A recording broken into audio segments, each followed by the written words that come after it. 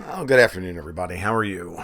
It is Sunday, March 4th, 2018, and it's the Gold, Goats, and Guns Hour. We're going to talk for a little bit this afternoon. I want to talk about the intro music is actually really cool, right? I got that this week because you guys know I'm an inveterate gamer, and I came with so I just got my cargo box from the reboot of a classic role-playing game called Torg and Torg Eternity, and it came from the soundtrack, and that's actually the soundtrack to the role-playing game.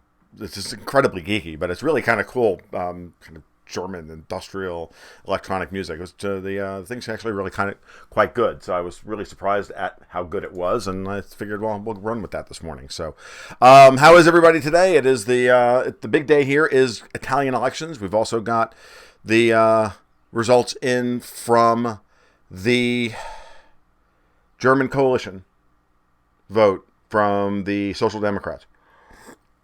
We're going to talk about all those things, and we're going to just kind of vamp for a little bit today and see what's going on. So, how is everyone? Hope you're well. Going to do this from here on out. We're going to try and build this into a much better platform than Periscope, because honestly, fighting the tide in Periscope and fighting the tide of both suppression and squelching, shadow banning, the whole nine yards, it's just getting to the point where I don't want to deal with it anymore. And at this point, I'm not anybody on YouTube, so they should leave me alone. Correct? So, interesting note. I know that you guys, I talked about it the other night, and I'll talk about it again now, that the debate I did the other night with Mark Collette, the limey fag, and David Duke's ball washer, Patrick Slattery, has already been taken down by YouTube. So, well, at least that embarrassment's not going to been flushed down the memory hole, and it's actually not a bad thing. We did get some spillover traffic over to Gold, Goats, and Guns on that, which was very cool. My name's Tom Luongo, for those of you who don't know, and you can find my work over at my blog over at goldgoatsandguns.com, otherwise known as tomluongo.me. It's the same. We'll get you to the same place. You can find my work regularly scraped over to Zero Hedge and RussiaInsider.com as well. So let's talk about the German coalition. I just published a blog post. The link to it is in the liner notes for the stream, about what's happening, about what this means. And I've been on this story for months and talking about it from a rather relatively high level, but mostly talking about it with the idea that Merkel would not survive this. And unfortunately, that has not come to pass. And there's a little bit of wishful thinking in all of our political analysis. It was always in the back of my head that she would that she could figure out a way to survive this if she really wanted to, and it looks like they have. What's important to understand, though, is that not that Merkel's going to be chancellor in Germany again for however long she can hold on to power. What's important is that the trend is definitely against her. And because the trend politically is against her, it's not going to... This is not a sustainable situation for Germany, for the EU, or anybody else. Merkel is terminally weakened by this, having to cobble together a very weak coalition with a reluctant Social Democrats who ultimately they wound up voting about 2-1 in favor of the coalition, while their poll numbers are literally plummeting off it looks like Hillary Clinton's approval ratings. They're just dropping like a rock, and they're down to something like 16 or 15% in current polling. They were polling at 22 to 23% not 2 weeks before the election. They wound up taking 21% of the vote, and now they're polling at 16%. And the numbers are stark. You can see it. I have the chart that I found on Zero Hedge this morning and put it in my post, and you can see that the minute they entered into coalition talks with Merkel, support for the SPD dropped like a rock, the Social Democrats. And because of that, that tells you everything you need to know. The support for Alternative for Germany is rising. Support for even the Free Democrats and the Greens, it's all the minor parties are rising. At different rates, mind you. Alternative for Germany is garnering more support faster than the other minor parties are. But at the end of the day, the Social Democrats who have ruled Germany in the past, who have been a part of the government in Germany for decades, aren't even the opposite. I mean, they're in government, but they have less than 15%. They're going to wind up with, by the time this is over, they're going to wind up with less than 10% support. Now, trends are what they are, and eventually the cycles, revert to the mean and everything else. But the truth of the matter is that Germany is pushing farther and farther. I don't know if you call it right wing or whatever. It's really hard to talk about it in those terms. It's really better to talk about it in terms of what are the major issues. And what's happening is that German voters are getting tired of what they feel, rightly or wrongly, mind you. This is not my personal opinion about that, but they're tired of carrying the rest of Europe on their back. Again, right or wrong, whether that's whether you agree with that or not. And maybe the Germans are on a suicide. No, I don't think they are. I mean, I honestly think that, I said this in an article months ago. I said that, that the Germans are waking up to the fact that they don't need to commit cultural suicide as penance for the Holocaust. And I think that this generation that's coming up behind, this new generation of Germans that are coming up from behind, they're like, look, okay, we've paid our penance. We don't need to genuflect anymore over this. We don't need to virtue signal to the world that we're willing to do this. Because at the end of the day, everything that we're talking about, we get specific about Germany, soon we're going to talk about Italy in a little bit, but we can talk about what's going on in Hungary, the Czech Republic, or Austria, or Brexit, or the United States, all of them. Every one of these things is, every one of these political movements, these populist movements, this rise of, for this cycling back towards nationalism, even if we're not really technically talking about nationalism at the same level that we were talking about, say, under, I hate to just even invoke the word Hitler.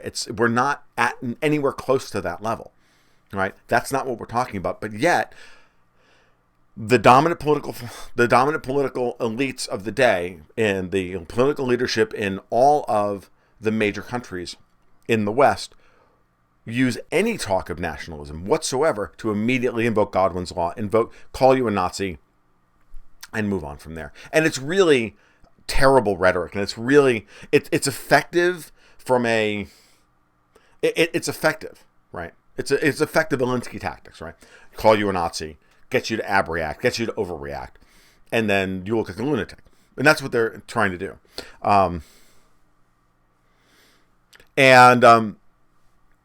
So that's where we are, and that's what's happening.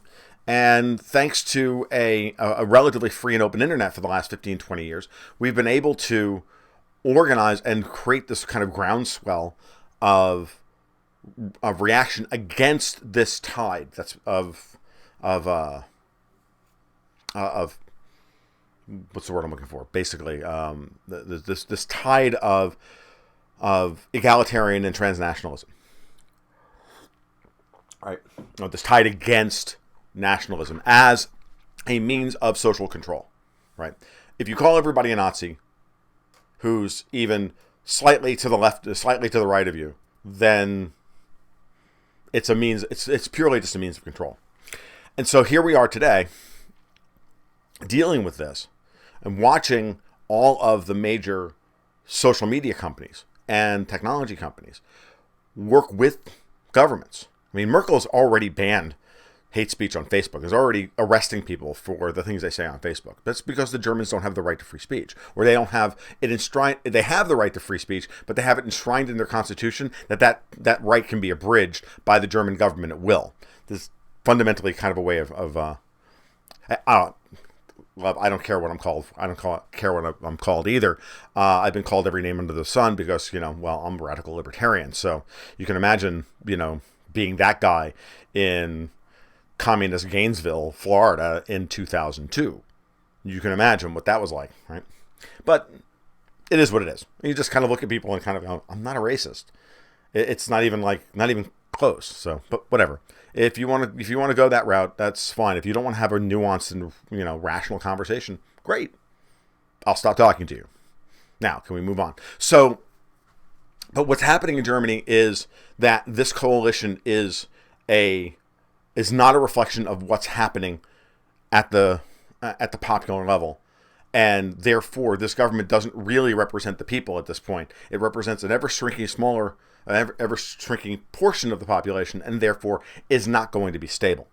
Okay, it's much the same way that Italy's current government was effectively put in place by the EU, getting rid of Berlusconi and putting in Monti and all of this stuff that was done literally by outside forces and forcing a coalition government onto Italy back during the sovereign debt, the last flare up of the sovereign debt crisis, when Berlusconi threatened to take Italy out of the euro, and then he was, thrown out of power.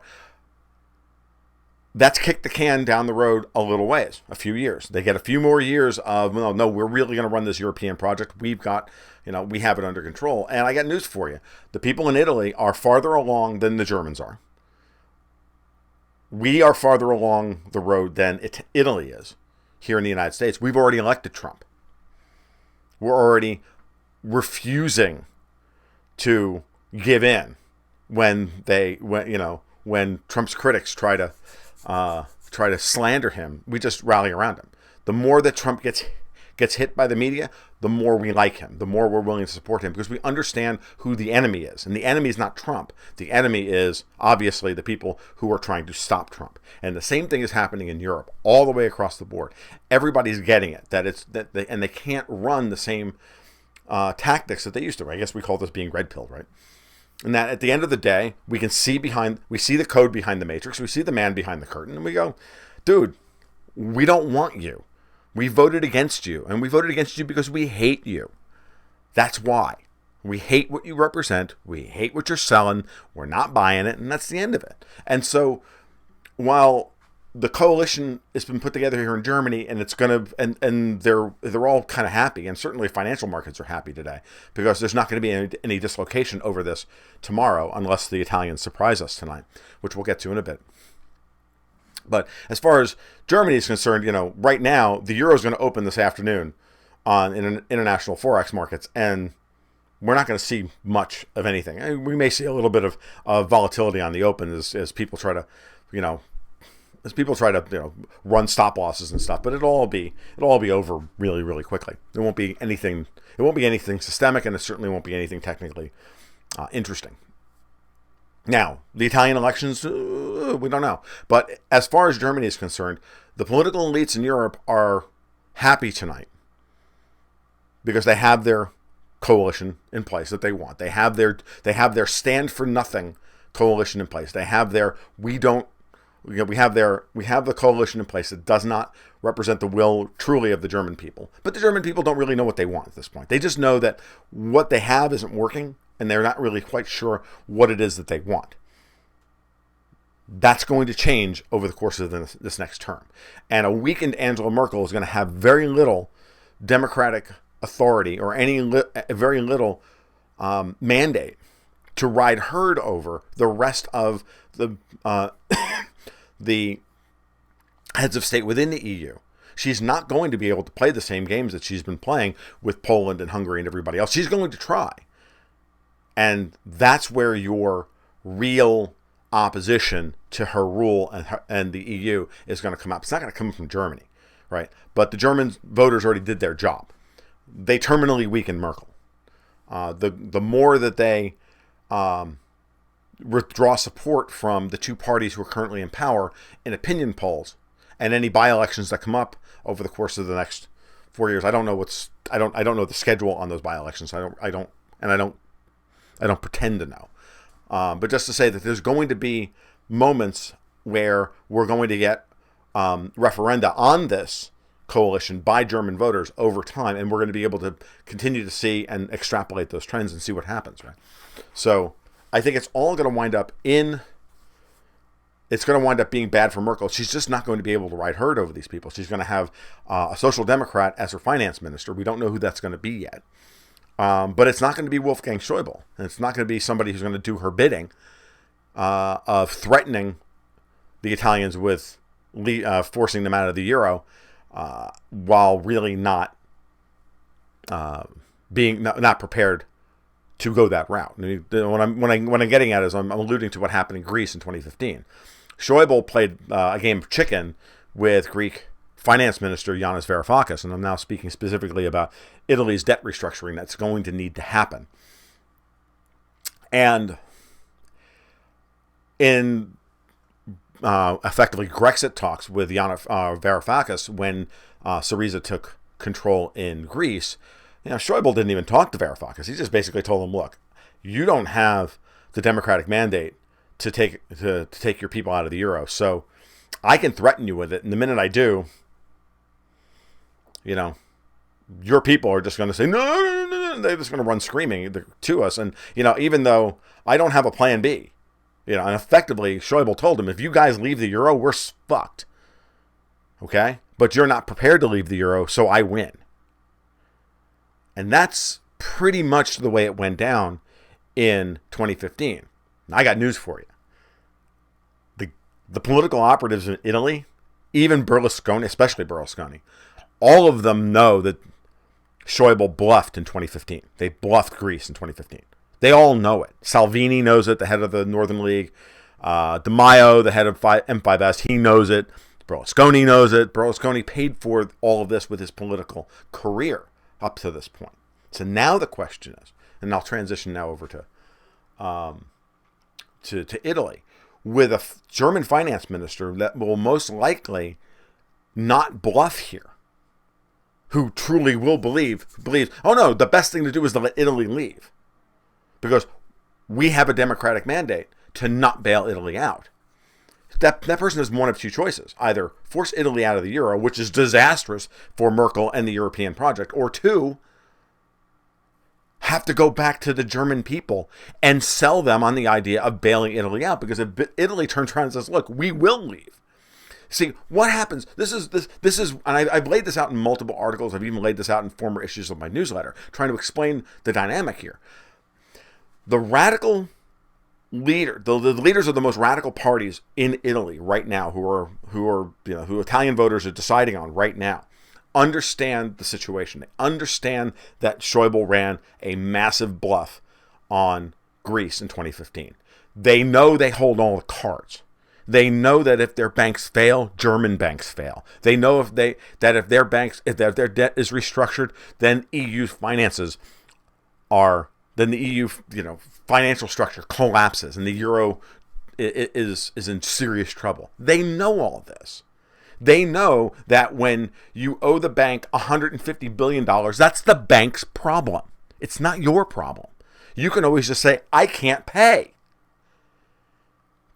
Or I'll pay you back in these worthless lira. Have fun, but I can't pay. You can't, you're the dumbass who lent me the money. Okay? So when you're at that moment, you actually have the power. And I think that the Democrats in Italy are trying to stay relevant so that the German finance minister can run his same bluff that they ran in 2015 on Greece in order to kick the can down the road a little while longer, allow the ECB to continue buying up Italian debt and suppressing bond yields and all of this rotten nonsense, and just to put everything off for another year or two. Or they stick to their guns. They say, look, they walk into, the Italians have to walk into a meeting with this new German finance minister and say, look, we need debt relief. The German people don't want it to happen. But I'm going to put you in a position where you're going to have to tell me no. I'm going to make you into the bad guy. Schäuble was willing to play the bad guy in Greece in 2015 because he knew he could go back to Greek Prime Minister Tsipras and get him to knuckle under. He knew he had him dead to rights, right? In Italy, the people are angrier in Italy than they were before. All of the major parties, all the center right / opposition parties, have moderated their tone about taking Italy out of the euro. But here's the thing: if Italian banks start to fail, right? We've got rates rising in the United States. That's forcing up rates in Germany and in all the core economies across Europe. Rates are rising. They're just not rising at the rate they should be rising because the ECB is in there buying up debt and buying new debt and soaking it up and trying to keep asset prices high. Right? Quantitative easing, their buying program, whatever their word salad, their acronym of the day is OMT, ESSF, whatever, Target 2, whatever. All this government speak. It's irrelevant. It's bond buying. It's just intervention. So rates are going to rise. They're happening in the United States. They're going to continue happening in the United States. Powell's talking about raising rates 4 times in 2018 alone. Right? Trump's tax cuts are going to kick in, and the economy is going to start to take off because, well, the GDP numbers are going to be insane as all this money is repatriated by all these companies and yada yada. All this is going to put upward pressure on rates because the Fed is going to want to raise rates in order to cool off a stock market bubble. Now, we have that happening. Italian banks are going to start to fail. They're already failing. And when Italian banks start to fail, the Italians are going to come in and go, okay, we have to do something about this. What are we going to do? And the ECB and the Council of Finance Ministers, led by Germany, are going to say the same thing that they said in 2015. No debt relief. You can have debt restructuring, you can have this, you can have that, but you're going to pay us. And you're going to pay us, and we'll give you very favorable terms. Bankers always say this. I'm like, no, you guys, we're not going for that. We want an actual reduction in the debt. And there's no mandate for that in Germany. So at that point, if we're talking about a guy like Salvini, who has already called the euro a crime against humanity, who has already said on public television, F the EU, if we're talking about that, level of leader, and that's the guy who winds up running Italy, which is a very distinct possibility today. He could easily go back to the Italian people and say, look, I tried, they don't want to listen, and they have given us the ultimatum that we can leave the euro that we only have the option of leaving the euro. Because it is not in Italy's best interest in any way, manner, shape, or form to pay off this debt in perpetuity. Look at what they did to Greece.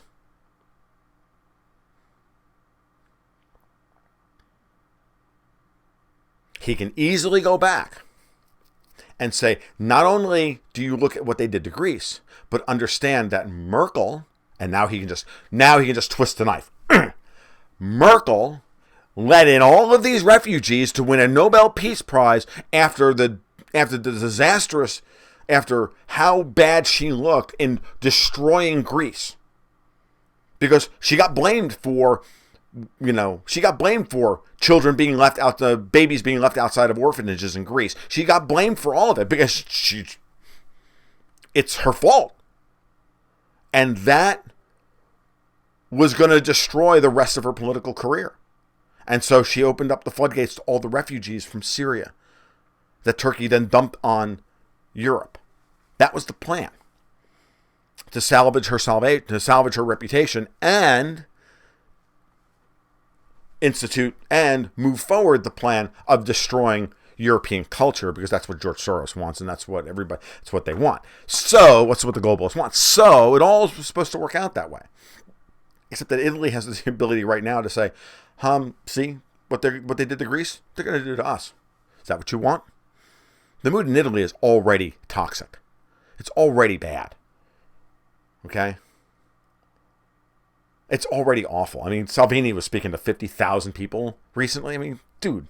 Bannon was over there. I saw something from Bannon this morning that the mood in Italy today, and I take this with as much salt as you want because it's Bannon, but seriously. The mood today is just like it was pre-Trump. Say what you want about Steve Bannon, but even if you salt that to taste, and it's only 80% of what it was like here in the United States pre November 2016. That's still bad. That's still bad news. All right. So, really, really going to be interested to see how this plays out. Don't think this is going to end well for anybody. It may end well today. Italy's vote today may turn out to be a nothing, right? It's all lining up. That's why the German coalition announcement was designed to happen the same day as the Italian elections so that they could optics this thing out and say, look, everything's fine. People really don't want to break up the European Union. All this stuff. They're just trying to play management of perspective politics. They're playing optics here. So we'll see. They may win in the short term. But remember, they won falling backwards in France. Marine Le Pen might have lost.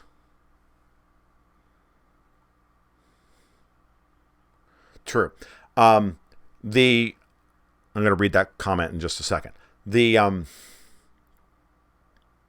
In France, Marine Le Pen might have lost, but she still beat both major parties. They had to create a new party for Macron to win because there was no way either of the establishment parties were going to win the election. So at the end of the day, while the French ultimately voted for the establishment, that's not what they thought they were voting for, right? So they thought they were voting for they were choosing between two outsiders, two newcomers, right? In Italy today, Luigi Di Maio is going to get 30% of the vote simply because he's not part of the system. I was just trolling the Italian election 2018 hashtag on Twitter and noting, one, how little coverage there is of this. Never a good sign, by the way. That means it's probably it's probably much worse than they think it is. And the early turnout numbers are heavily skewed in five-star movement's favor. We've got bad turnout up north and high turnout in the southern part of Italy, which is where M5S is very strong. Those are also the seats, by the way, those seats in southern Italy that are direct election, not proportional representation. From what I understand, I hope I'm not wrong about this, but if I understand that the majority of the seats that are being the parliament seats that are being directly voted upon, i.e., just like in American House elections, you vote for the guy, not the party, right? And that's the new law that was put in place. That 1/3 of the seats would be done by direct election, and the other 2/3 would be done by proportional representation, allotted by proportional representation based on the results for the party. But if M5S is doing well in a lot of those direct elected seats, then they may pick up more seats than has been handicapped previous to this. And everybody's out there telling us this morning, if you look at the headlines, everyone's telling us that the Italian elections are going to be a big nothing burger. Well, they all told us that Brexit was going to fail. They all told us that Hillary was going to win. We don't know. So user 13, I'm not sure who that is. I'm sure that's one of my regulars, said, so the Europeans are in better shape than the U.S. because they weren't stupid enough to make their migrants citizens. That's an interesting thought. Yeah, that's true. To an extent. We still have a tremendous number of people in this country who are not citizens. What we have done, though, is we've given them a path to being able to get around we've given them a path in certain states to get around the fact that even though they're not citizens, they can still vote. And that's insane. So, was it DC? Hi, DC. Okay. So, yeah, it's interesting. So, at a minimum. So I still think that this thing still winds up shaking out exactly the same way. It just we may have to wait another year or two or whatever. They may be able to hold this thing together for another year or two or whatever, but they're going to lose because the people don't want it. And at some point, governments only survive when they have support of a certain percentage of the people. And when you lose a critical mass of people, Katie barred the door. I mean, it goes quick, and it goes very, very quickly. Somewhere else, and somewhere not good. And the more they try to suppress the will of the people, the more violent the eventual outcome is going to be. And that's the problem with all of the censorship here in the United States. It's and around the world, and in social media. These people are such authoritarians. And I want to make a very important point here.